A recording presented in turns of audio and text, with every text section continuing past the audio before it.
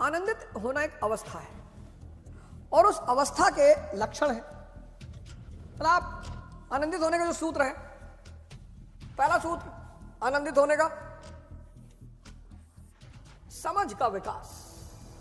जितनी समझ बढ़ती जाएगी उतना आप मस्त होते जाओगे। पहला सूत्र, जितनी समझ बढ़ती जाएगी, शिक्षा नहीं, भारत देश ही है संतों का।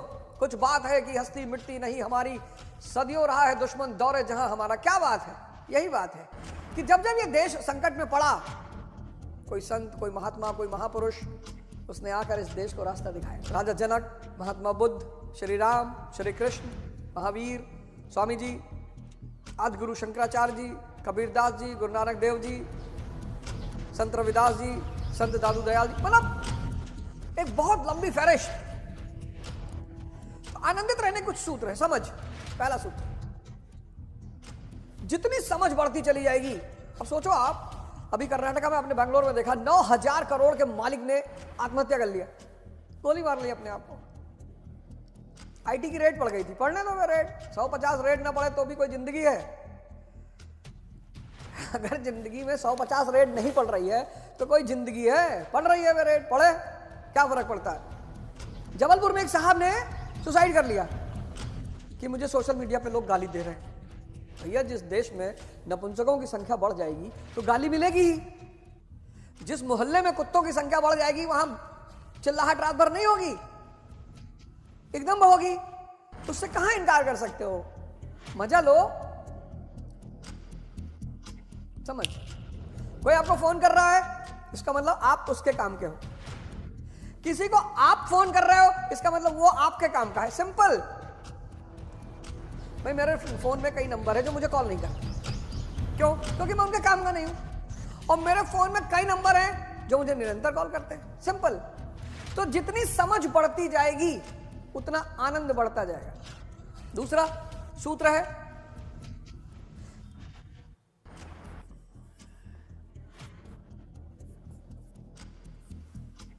आपकी दृष्टि कहां है, देख कहां रहे हो। आपने समंदर देखा, आपने कहा इसका खारा पानी पीने लायक नहीं है, नेगेटिव बात हो गई ना। आपने उसका नेगेटिव तत्व देखा। मैं देखूंगा तो क्या कहूंगा कि भाई पूरा वाटर साइकिल पूरे भारत दुनिया में इसी समंदर की वजह से चलता है। पूरा जो वाटर का डिस्ट्रीब्यूशन होता है वो समंदर करता है। पूरी दुनिया को पानी समंदर देता है, वाटर साइकिल। जय हो समुद्र देवता की। सारा पानी बरसता है, भाप उठता है, बादल बनता है समंदर से, बादल बनकर आगे बढ़ता है, पहाड़ उसे रोकते हैं, बारिश होती है। दृष्टि। अब कुत्ते से कहोगे दहाड़ो तो दहाड़ पाएगा? उसको भौंकना ही आता है। अभी यूजीसी का नियम आया। और अब भाई साहब, जो डिवीजन बना इस कंट्री में, जो डिवीजन, इतना मार खाए हैं इस देश के लोग, मुझे तो इतनी हंसी आती है। इतना मार खाए, मतलब गजब जाहिल हैं लोग देश में। महमूद गजनी ने मारा, मोहम्मद गौरी ने मारा, तैमूर ने मारा, चंगेज ने मारा। किसने नहीं? चंगेज तो खैर चलो भारत के अंदर नहीं आया। अंग्रेजों ने तो 2 साल मार लाठी, मार लाठी, मार लाठी। गजब लोग हैं। लेकिन भाई, मतलब बेशर्मी की हद है। मैं तो कभी कभी सोचता हूं कि हमारे जो क्रांतिकारी शहीद हुए, सरदार भगत सिंह, चंद्रशेखर आजाद, राजेंद्र लहड़ी, ये सब बेचारे जब ऊपर से देखते होंगे तो कहते होंगे यार गलत हो गया, यार गलत कर दिया यार हम लोग। सोशल किसी का नहीं होना चाहिए भाई। सबको एक सुर में एक मांग करनी चाहिए कि भाई देखो कि सोशल नहीं होना चाहिए, सुविधा मिलनी चाहिए। कोई भी कानून सोशल पर आधारित नहीं होना चाहिए, किसी का भी हो। दृष्टि। तीसरी चीज, गोल, उद्देश्य। किसी भी कुत्ते को तब तक मत मारो जब तक वो तुम्हारा पैर नहीं पकड़ ले रहा। भौंक रहा है तो भौंकने दो, अपने गोल की तरफ आगे बढ़ते हुए चले जाओ। आप रास्ते में चल रहे हो, कुत्ते अगल बगल भौंक रहे, चलते रहो। अगर कोई उसमें से एक बाहर निकल के पैर पकड़ने की कोशिश कर रहा है फिर तो क्या फर्क पड़ता है। इसी सब को सीखने का नाम है ध्यान। तो समझ, दृष्टि, उद्देश्य, और ध्यान। निरंतर अपने मन को शक्तिशाली बनाने की प्रक्रिया कि भाई देख, तेरी बात मैंने बहुत मानी, तेरी बहुत बात मानी भाई, मैंने बचपन से लेकर 20 साल तक तेरी हर बात मानी। तूने कहा चॉकलेट खा ले, मैंने खा लिया। तूने कहा 10 खा ले, मैंने 10 चॉकलेट खा लिया। तूने कहा 12 घंटे सो ले, मैंने सो लिया। लेकिन अब 20 साल के बाद तुझे मेरी बातें माननी पड़ेगी। एक सूत्र दिया है मैंने, M = M + M। M = M + M। बड़ा प्यारा सूत्र है ये। मालिक = मेहनत प्लस मस्ती। मजदूर = मेहनत प्लस मजबूरी। अब देखो, मालिक और मजदूर दोनों में एक चीज कॉमन है, मेहनत, पर एक चीज का अंतर है। अच्छा, मेहनत के साथ एक प्रॉब्लम है, शुरुआत में बहुत कष्टकारी लगती है। जब अगर 1000 दंड बैठक मारोगे, जीवन में कभी मार लिया 1000 दंड बैठक, तो पहला 50 करने में बहुत दर्द होगा, और जिस दिन 50 करोगे उसके बाद हफ्ते भर दर्द होगा, जान पूरी भरी रहेगी, चल नहीं पाओगे, बहुत दर्द होगा। फिर 1 महीने तक 50 करोगे, फिर दूसरे महीने 100 पहुंचाने की कोशिश करोगे, फिर तीसरे महीने से मजा आने लगेगा। जहां 400 500 क्रॉस किए 5-6 महीने के अंदर, उसके बाद शरीर में इतनी ऊर्जा पैदा होने लगेगी कि वो ऊर्जा तुम्हें बैठने ही नहीं देगी। भाई 1000 दंड बैठक मारना है, चाहे 3rd वर्ल्ड वॉर शुरू हो जाए। मेहनत और संघर्ष का सबसे बुरा पहलू यही है कि वो शुरुआत में कष्ट देते हैं। एक बार आपको उनका मजा आने लगा, सर जी जब हम सुबह उठना शुरू किए तो लगे कि गोली मार ले यार, ध्यान करना, ये करना, वो करना। अब इसी मस्ती में जो आदमी खेल रहा है वो तेंदुलकर हो गया, इसी मस्ती में जो आदमी राजनीति कर रहा है मोदी हो गया। कुछ भी कहे हमें क्या फर्क पड़ता है, मस्ती सवार है। इसी मस्ती में जो आदमी पढ़ रहा है वो कलाम हो गया। 4 चीज, इस 4 सूत्र को आप अपना लो, समझ को विकसित करो, घबराओ मत, बिल्कुल मत घबराओ। दृष्टि कि मैं सड़क पर जा रहा हूं, कुत्ते भौंक रहे, भौंकने दो, पर आप चिंतित हो जाते हो, फलाना मुझे ऐसा बोल रहा है। भैया शीघ्र पतन का शिकार है, दिन भर टेंशन में है, 25 दवाई खा चुका है, असर नहीं हो रहा है, तो कहीं तो भड़ास निकालेगा। कहां निकाले, तुम बताओ कहां निकाले। उसी पे तुमने कंटेंट बना के वीडियो डाल दी, अब गरियाया जा रहा है, तुम्हें लगा साला मुझे गाली दे रहा ना। यह आनंद के 4 सूत्र।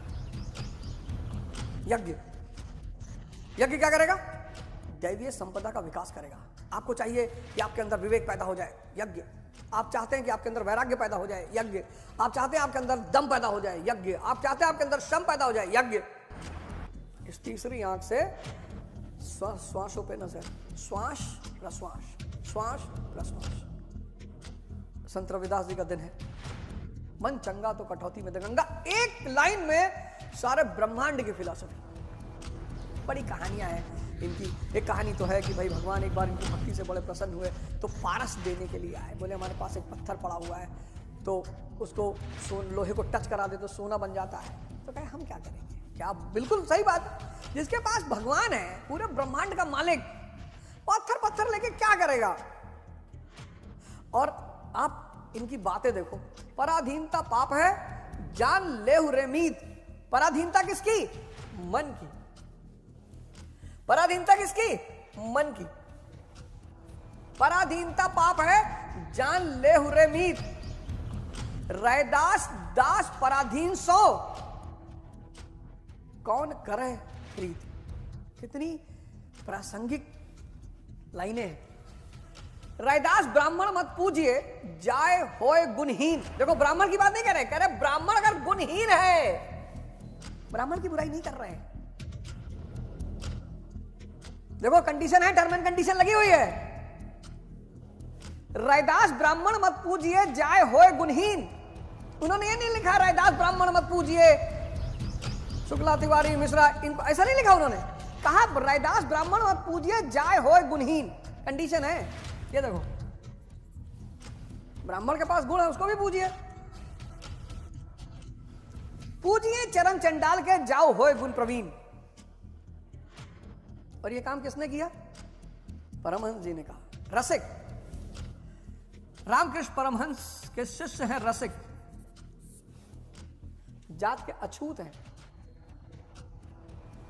स्वामी रामकृष्ण परमहंस जाति के ब्राह्मण हैं। देखिए ये रैदास प्रेम नहीं छिप सकई, लाख छिपाए कोय, प्रेम न मुख खोले कबहू, नैन देत है रोए।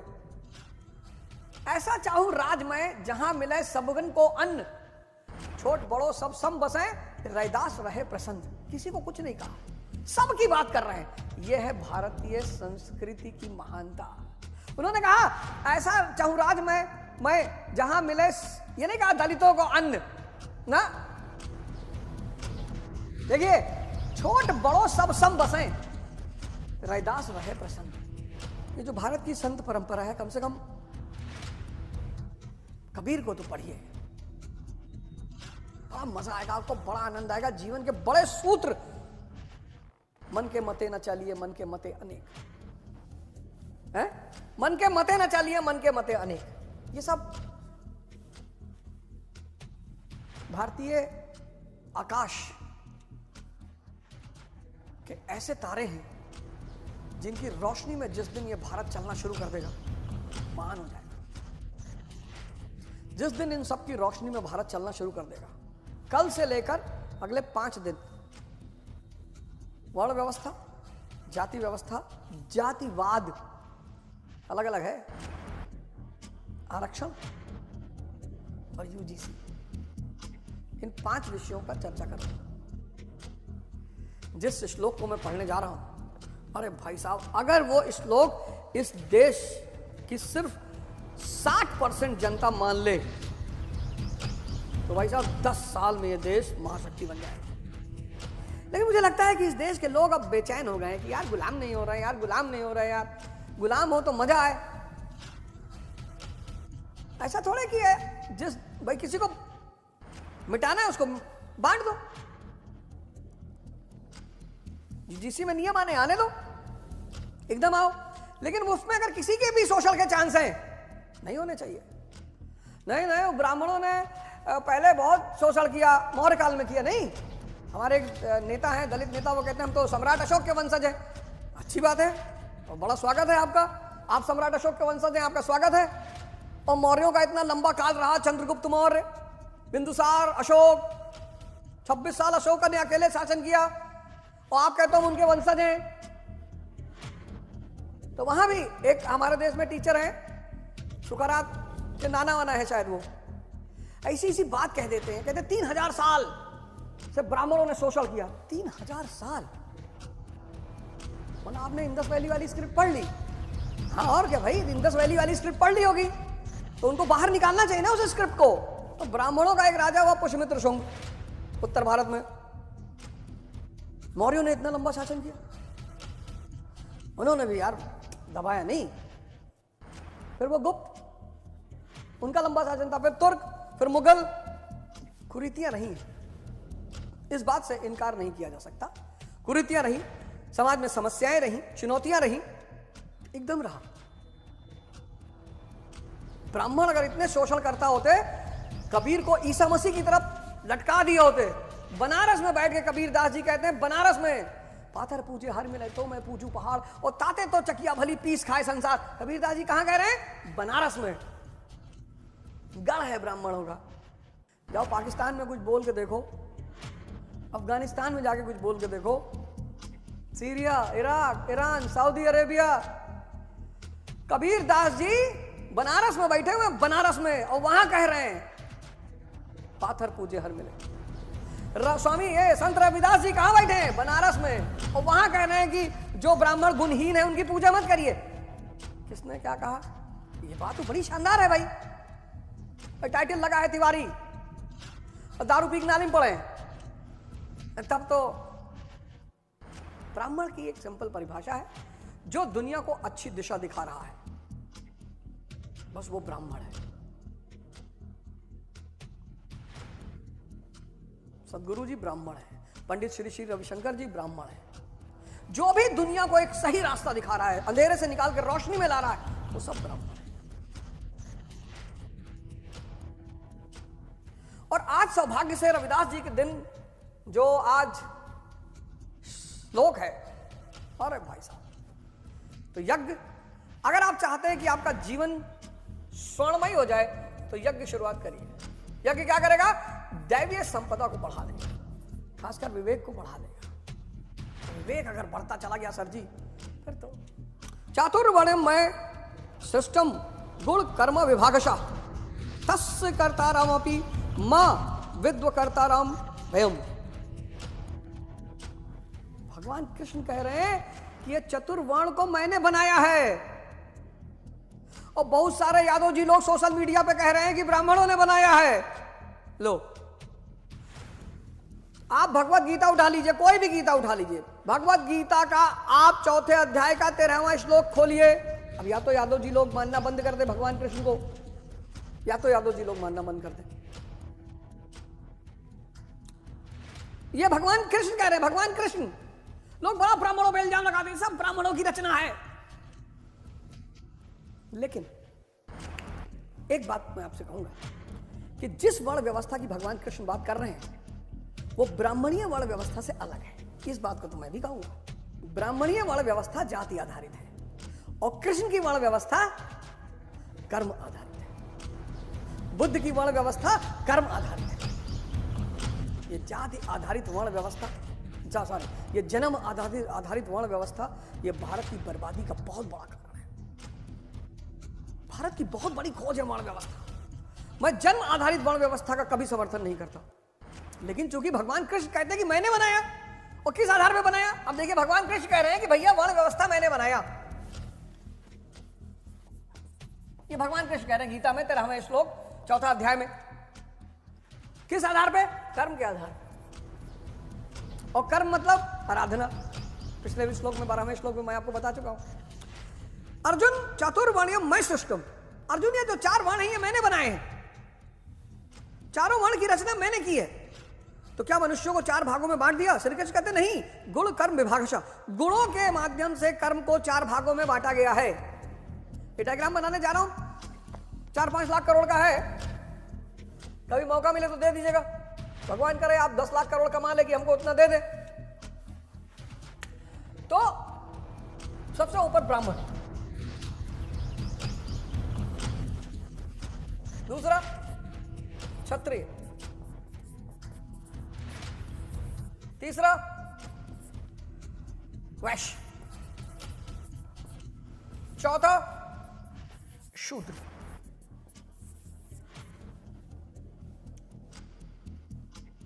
ब्राह्मण, क्षत्रिय, वैश्य, शूद्र, चारों किस पे आधारित है? कर्म पे आधारित है। इस डिवीजन का पैमाना क्या है? गुण। कौन से गुण? सत्व, रज, तम।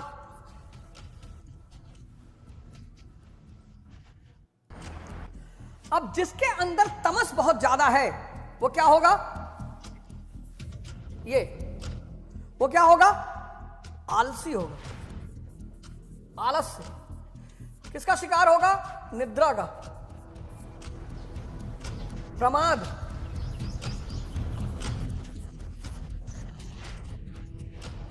कर्म में ना प्रवृत्त होने का स्वभाव,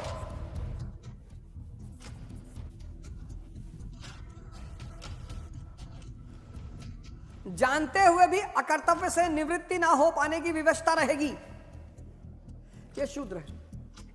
आलस्य, 40 घंटा सो रहे हैं, दिन तो वैसे 24 घंटे का होता है, वो सोने में भी 15 घंटा और मार लेते हैं, सपने में भी सो रहे हैं।